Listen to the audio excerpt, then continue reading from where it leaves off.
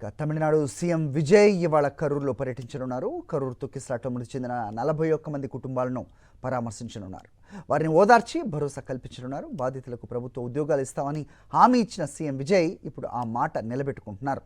ఇవాళ 32 మంది బాధిత కుటుంబాలకు ప్రభుత్వ ఉద్యోగ అపాయింట్మెంట్ ఆర్డర్స్ను అందచేయనున్నారు.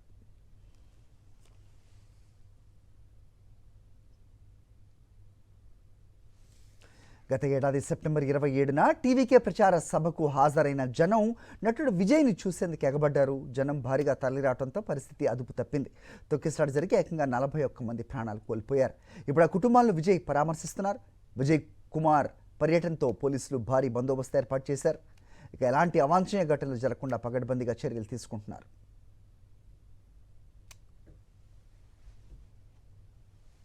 గత ఏడాది సెప్టెంబర్ 27న టీవీకే ప్రచార సభకు హాజరైన జనం నటుడు విజయ్ని చూసేందుకు ఎగబడ్డారు. జనం భారీగా తరలిరావడంతో పరిస్థితి అదుపు తప్పింది.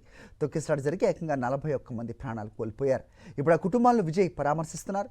విజయ్ కుమార్ పర్యటనతో పోలీసులు భారీ బందోబస్తు ఏర్పాటు చేశారు. ఇక ఎలాంటి అవాంఛనీయ ఘటనలు జరగకుండా పగడ్బందీగా చర్యలు తీసుకుంటున్నారు.